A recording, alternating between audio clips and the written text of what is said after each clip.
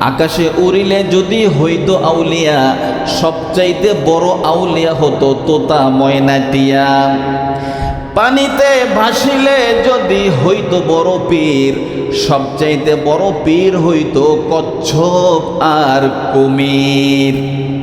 একটা মানুষ আকাশে উড়তে পারে, এর দ্বারাই তাকে আউলিয়া বলা যাবে না বা আউলিয়া হিসেবে স্বীকৃতি দেওয়া যাবে না। আকাশে তো তোতা ময়না টিয়াও উড়তে পারে, নাকি পারে না? একজন ব্যক্তি আউলিয়া, সে তার কারামতের মধ্যে, অলৌকিক ঘটনার মধ্যে যদি সে উড়তে পারে, এটা মানুষকে দেখায়, এটার বিরুদ্ধে আমি বলবো না, তবে দেখতে হবে ওই যে আকাশে উড়তে পারে ওই ব্যক্তি কি আমার রাসূলের সুন্নতের ইত্তেবাকারী কিনা। ঠিক না? ঠিক বলুন।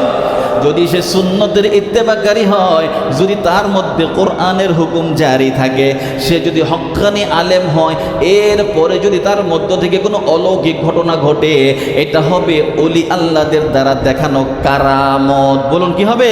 কারামত। কিন্তু একটা লোক আকাশে উড়তে পারে, তার দাড়ি নাই, মোছও নাই, তার ইসলামী লেবাস নাই, তার ইসলামের সাথে কোনো সম্পর্ক নাই, কিন্তু অনেক অলৌকিক ঘটনা দেখাইতে পারে। অনেক অলৌকিক ঘটনা সে কুফরি শক্তির দ্বারাও দেখাইতে পারে। যেহেতু তার মধ্যে সুন্নত নাই, তার সাথে কোরআনের সম্পর্ক নাই, সুতরাং সে আকাশে উড়তে পারার দ্বারা কখনোই তাকে আউলিয়া মনে করা যাবে না। সে হবে উত্তম একজন প্রতারক, সে হতে পারে উত্তম একজন ধোঁকাবাজ। সুতরাং এর থেকে সাবধান থাকতে হবে।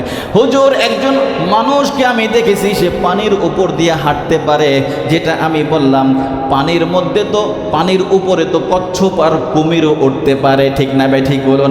একজন মানুষ যদি সে পানির উপর দিয়ে হেঁটে যায়, এর দ্বারা আপনি তাকে এই স্বীকৃতি দিতে পারবেন না যে অনেক বড় একজন পীর হয়ে গেছে, অনেক বড় একজন পীর হয়ে গেছে। না না, কখনোই না।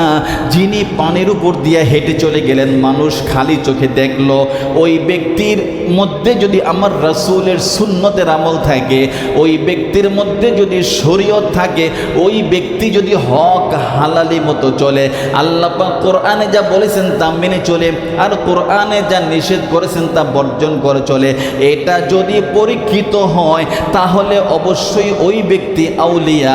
ওনার দ্বারা যে অলৌকিক ঘটনা পানির উপর দিয়ে হেঁটে চলে গেল, এটা সত্য, এটা বিশ্বাস করে নিতে হবে যে এই ক্ষমতাটা আল্লাহর থেকেই সে পাইছে। ঠিক না ভাই? ঠিক বলুন। কিন্তু ওই ব্যক্তি যদি সুন্নতের ইত্তেবাকারী না হন, ওই ব্যক্তির মুখের থেকে যদি বীরের গন্ধ, গাঁজার গন্ধ আসে, ওই ব্যক্তির দেহে যদি গোসল না করার কারণে মশা মাছিও না বসে, তাহলে ওই ব্যক্তি কখনোই পীর না।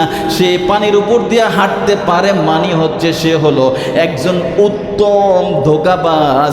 মানুষকে ধোঁকা দেয়াই হচ্ছে তার একটা অর্জন। বলুন নাউজুবিল্লাহ। বুঝাতে পারলাম? তাহলে ওলি আল্লাহদের কাছে যেতে হবে ঠিকই, তবে কারামত দেখে পাগল হওয়া যাবে না।